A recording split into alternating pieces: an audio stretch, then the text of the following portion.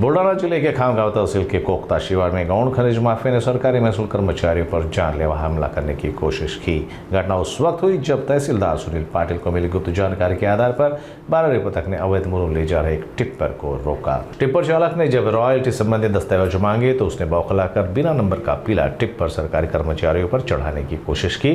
इस हमले में 3 कर्मचारी घायल हो गए।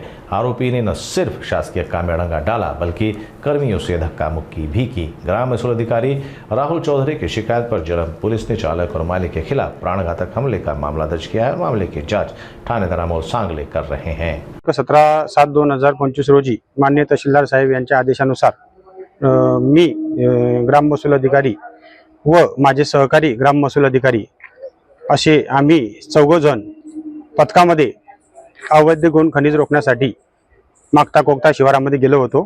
तेथे गट नंबर 78 मध्ये एक वाहन हे आम्हाला अवैधपणे मुरुम वाहतूक करून तिथे मुरुम टाकत असल्याचे दिसून आले। त्यामुळे आम्ही त्याला तिथे अडवण्यासाठी गेलो। त्याच्याकडे वाहतूक पास विचारले, त्याच्याकडे पास नव्हती, त्याने पास नाही असे सांगितले। त्यानंतर त्याने बळजबरीने आमच्या समोर वाहन खाली केले आणि सदर वाहन खाली करून तो लोखंडी गेट ला धडक मारून सदर वाहन डायरेक्ट आमच्या दिशेने आमच्या अंगावर आणण्याचा प्रयत्न केला व आम्हाला जीव मारण्याचा प्रयत्न केला।